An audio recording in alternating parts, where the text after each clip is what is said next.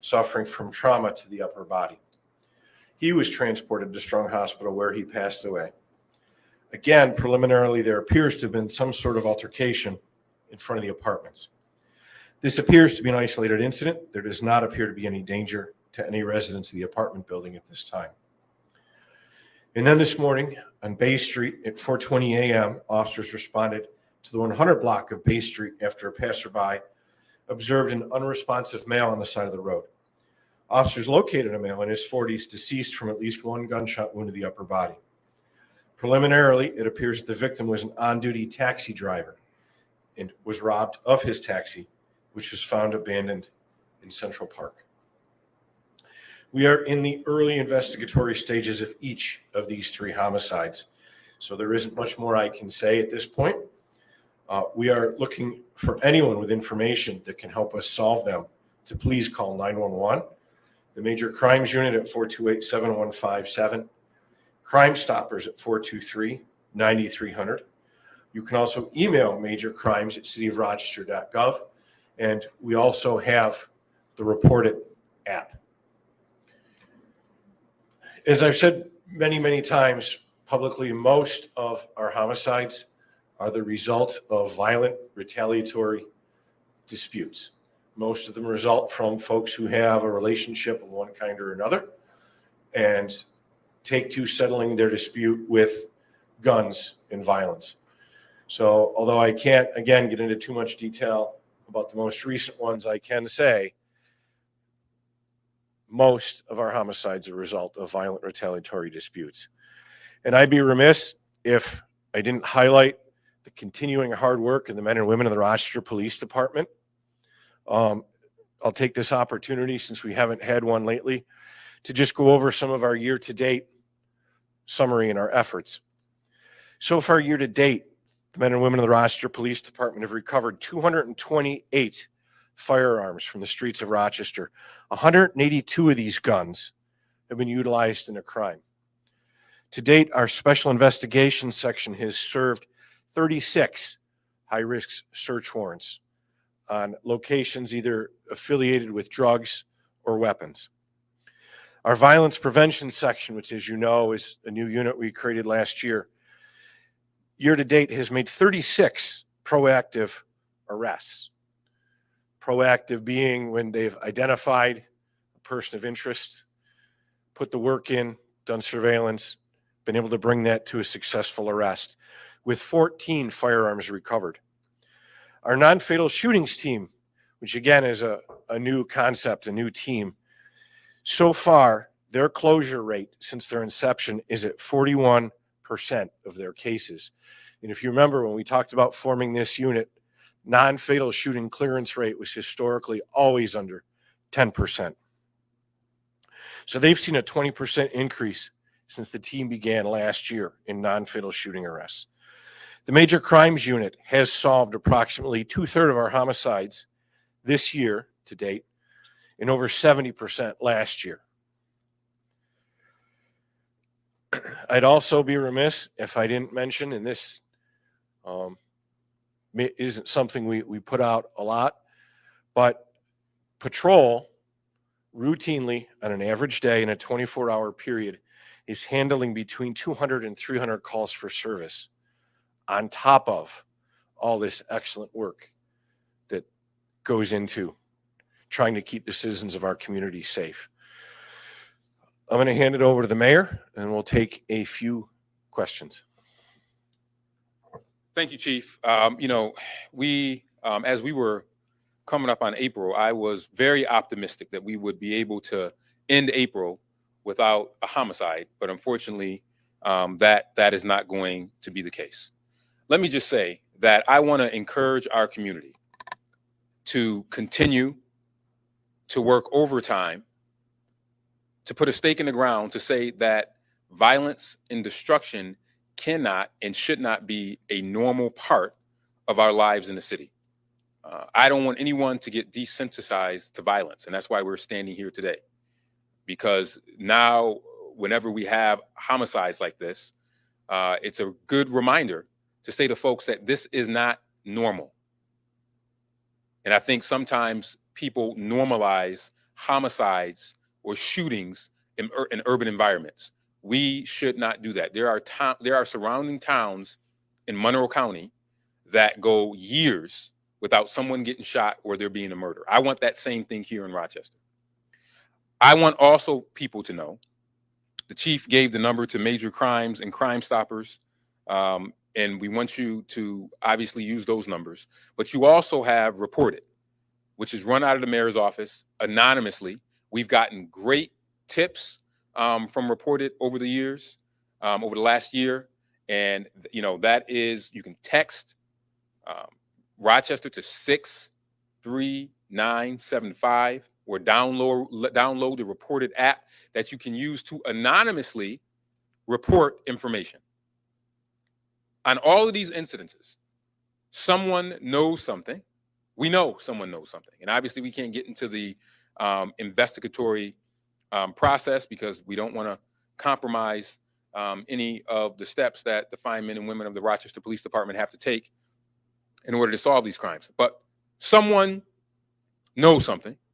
There are witnesses. Your Ring camera may have caught something. You may have seen a car. You may have saw a person walking and saw a description, or you were there when the violent incident took place. And if you don't want that on your conscience, you don't have to have that on your conscience. You could report it anonymously. You can call the mayor's office. If you use Report It, it goes directly to the mayor's office, and then we work with the Rochester Police Department to get them the information. Crime Stoppers is another way, and there's a reward if you use Crime Stoppers. We want to transform the way of thinking where people can know that this is not snitching, this is public safety. This isn't snitching. This is stopping someone from maybe one day hurting someone that might be in your family. And then I would say to the perpetrators, you can make it even easier on yourself where you don't have to run and look over your shoulder and figure out if someone is going to come and get you, or if you think you have to be on the run, come in and turn yourself in. And if you don't want to turn yourself in here, call the mayor's office and we'll help make arrangements. We cannot, and we will not, tolerate wanton violence in our community, even when it is between individuals who have disputes. And I have had people say to me, well, they're just disputing, don't worry about it. No, I am worrying about it, because we cannot tolerate silly disputes, people being killed for silly reasons. And in many cases, in some of these homicides, and we can't go into detail, that is what it is, period. And then for those who are blatantly carrying illegal guns, we will continue to do everything we can, locally as well as with our partnership with the ATF, to make sure that we charge people federally. And I can't remember the number last year. Was it 100 or 200? Oh, yeah, between 100 and 200. Between 100 and 200 people last year. We have ATF here on the ground, and if you're carrying an illegal gun, we are going to make sure that we bring federal charges, because we cannot have people continuously thinking that they can carry guns. Now, the other thing that I continue to plead with our judicial system: if someone is carrying an illegal gun, the law says that you can consider their history and you can hold them. And we need to do more of that. We need to do more of that. We need to make sure that if someone is carrying an illegal, not a legal handgun, but if they're carrying an illegal gun, they need to be held. We use our federal tools to do that, and we will continue to do that. But I just want to impress upon the community to say that this is not normal. And if you know something, if you saw something, anonymously, you don't have to say your name. There are plenty of people that have used the Reported system in the last year, and we have not identified them. And it has led to some success. 63975 Reported. 63975. Crime Stoppers. Crime Stoppers. 423-9300. Major Crimes. 428-7157.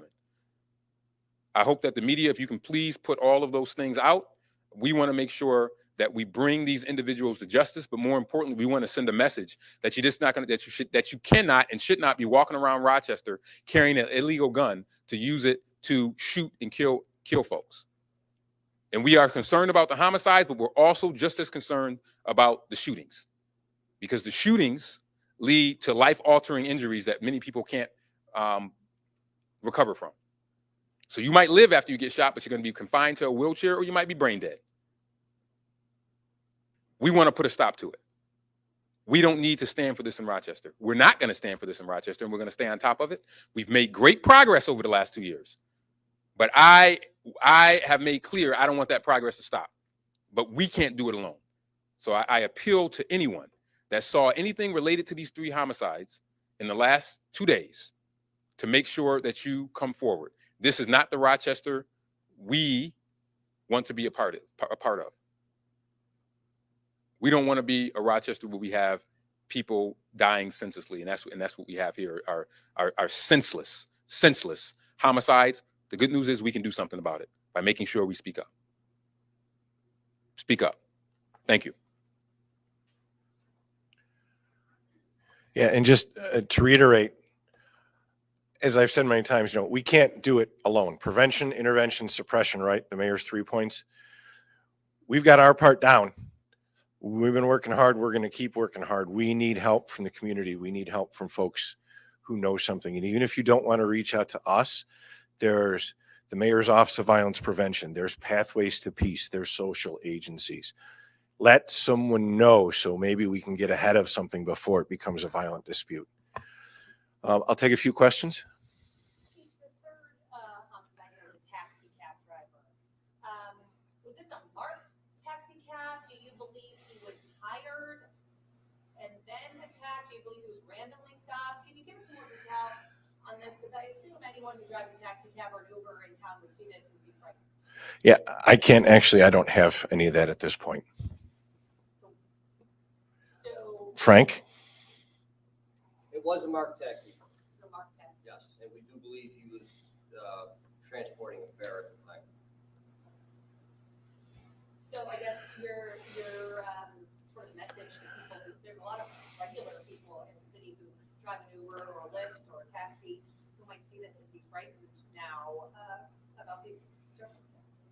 Yeah, absolutely. And again, reminders that, Uber, Lyft, they have measures in place to protect you if you're an Uber driver. So make sure you're using those measures, not just, randomly picking folks up at the corner that are flagging you down. Anyone else?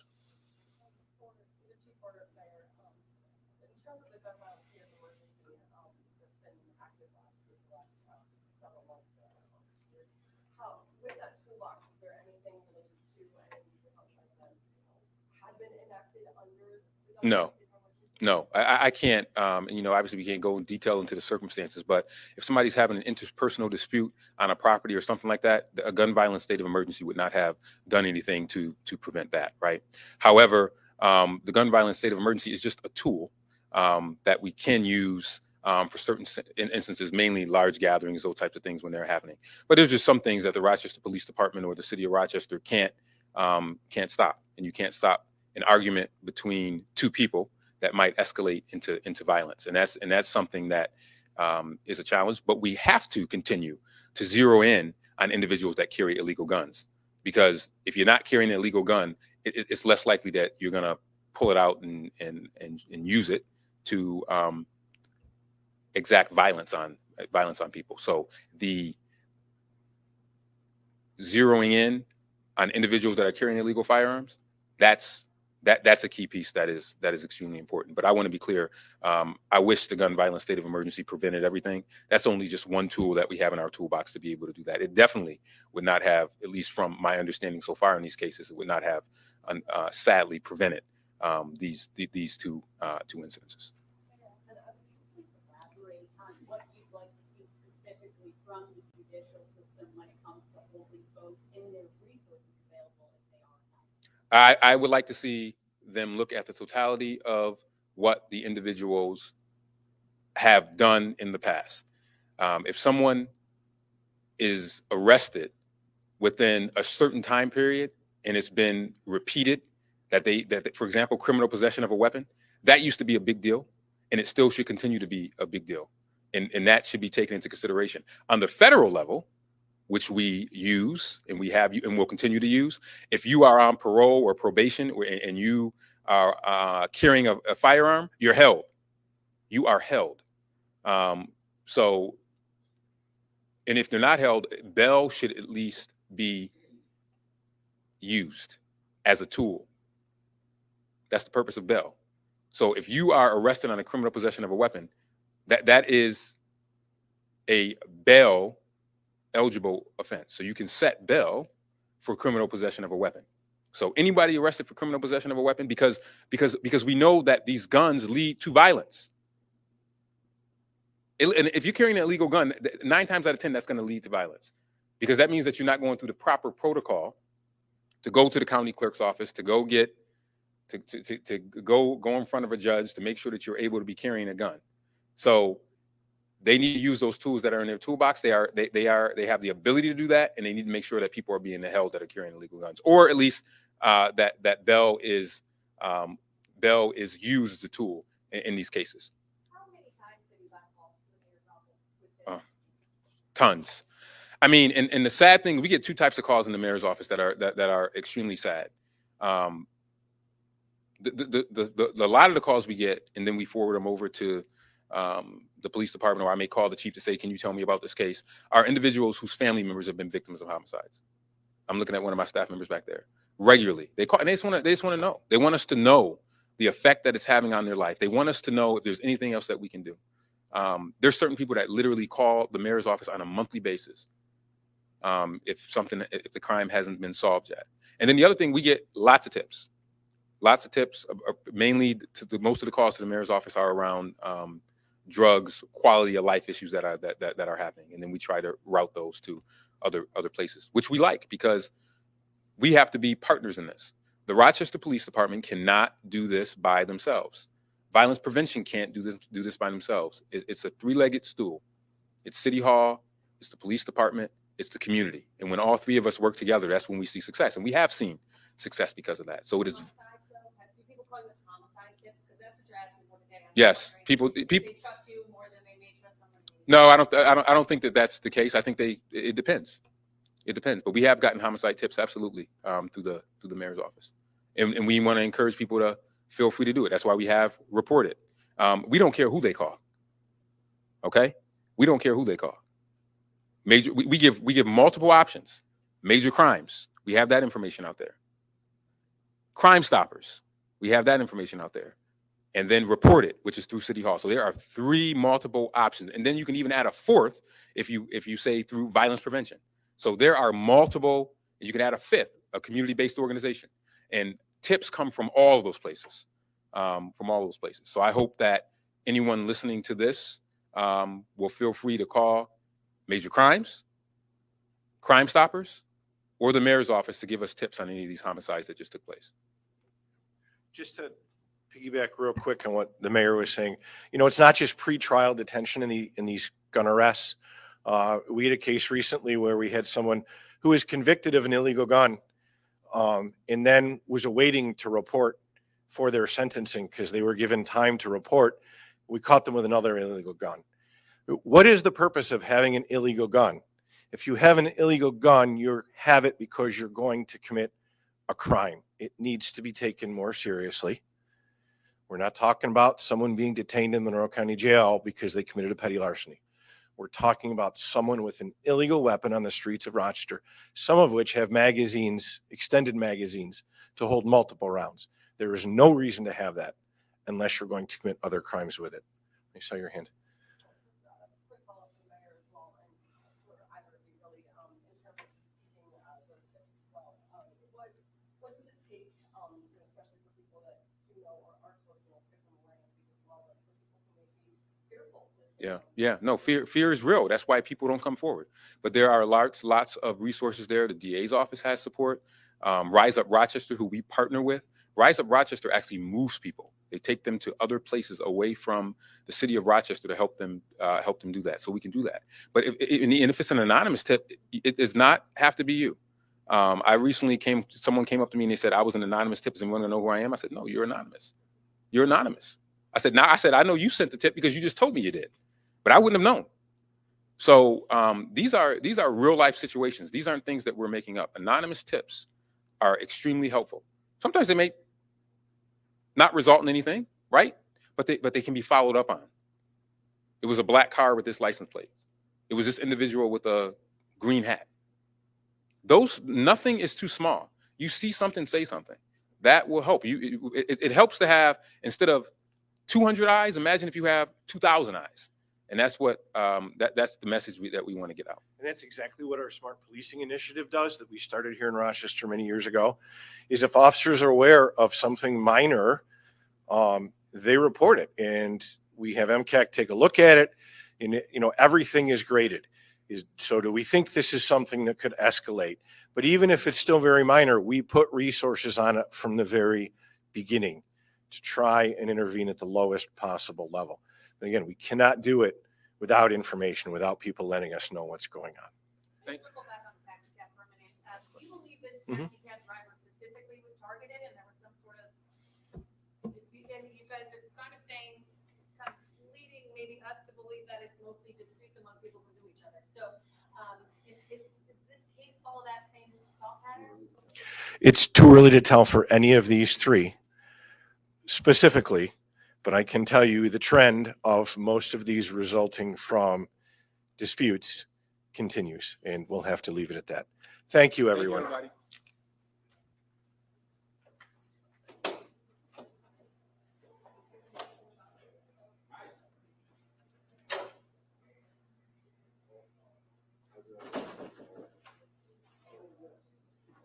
Okay.